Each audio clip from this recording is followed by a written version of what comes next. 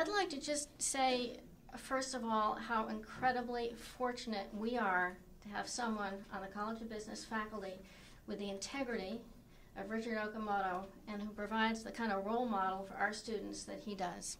So I'd just like to thank him.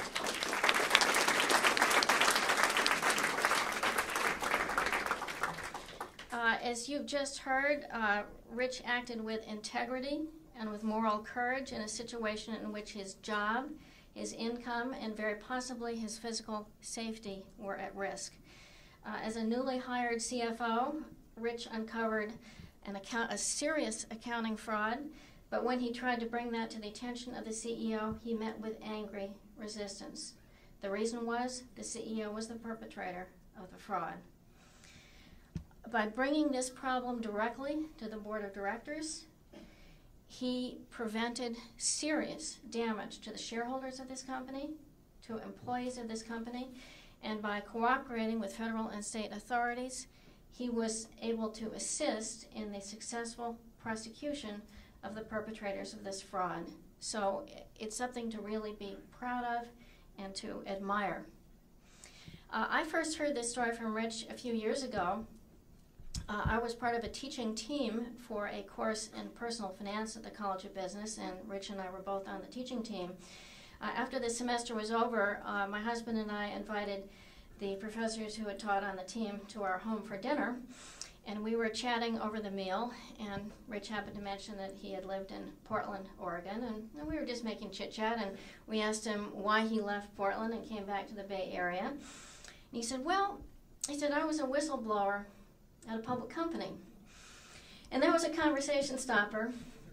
The conversation stopped, everybody stopped eating, and we turned to him and said, please tell us the story. He told us the story. He had us riveted at the dinner table, and when he was done, I said to myself, I have to write a case about that. I'm the author of Teaching Cases, and I want to thank Rich for helping me write his story in the form of a teaching case called The Midnight Journal Entry, which essentially tells the story that you've just heard.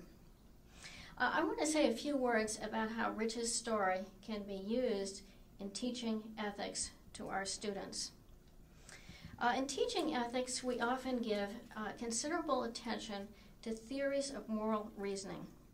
Many issues in ethics fall into a gray area, and it's not necessarily obvious knowing what's the right and wrong thing to do, and we need analytical tools to help us figure that out.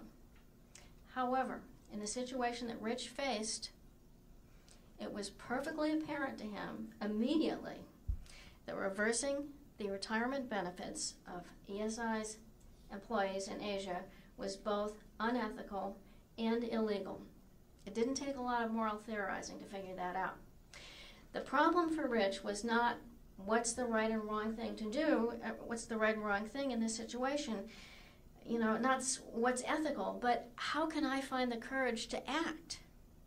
What should I do about this? Whom should I contact? What should I say? How can I overcome my fear and my greed to do the right thing? Who are my potential allies? Can I act without jeopardizing my career and even my safety?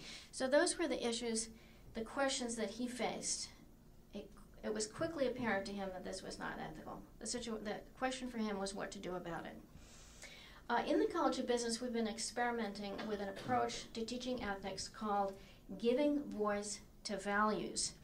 And in this approach, students are challenged to think through how they would actually act and what they would actually say when confronted, as Rich was, with an ethical challenge. Many aspects of this situation could have led Rich not to speak up. He had an intimidating and bullying boss, the CEO, who had in fact orchestrated the fraud. Other top managers of the company seemed to be very intimidated by the CEO. Rich faced the loss of his job, his salary, and his security. If he had remained silent, he could have become a team player and part of the inside club. And of course, he could have continued to get a generous compensation package. At the same time, he had many resources that we might think of as enablers of moral courage. He had had a number of extraordinary mentors, starting with his absolutely amazing mother. And following the advice of his parents, he didn't mention this in his talk, but he had saved for adverse times and was financially secure. As the CFO, he was in a position to investigate the situation carefully, which he did. And as someone who had grown up in a tough neighborhood around physical violence and who had a black belt, he was not easily intimidated. And of course, under the new Sarbanes-Oxley law, he had an obligation to act.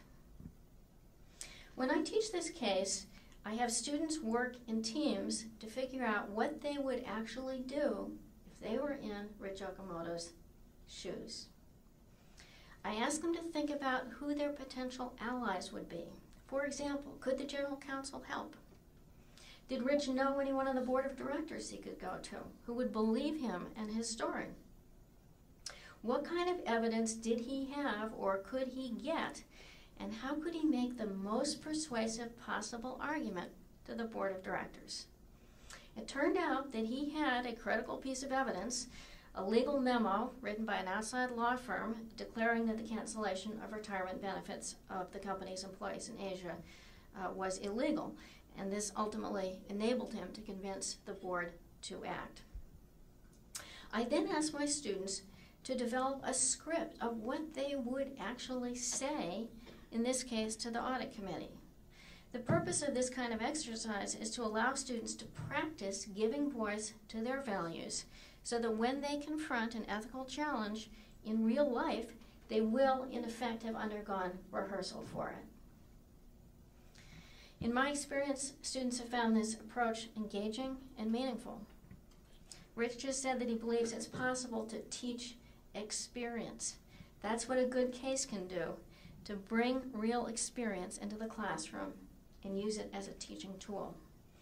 I'd like to sincerely thank Rich for sharing his story with us this evening and for continuing to share his story through the teaching case.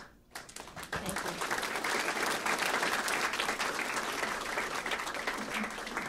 I'd now like to invite to the podium Professor Rita Manning from the Philosophy Department. Rita?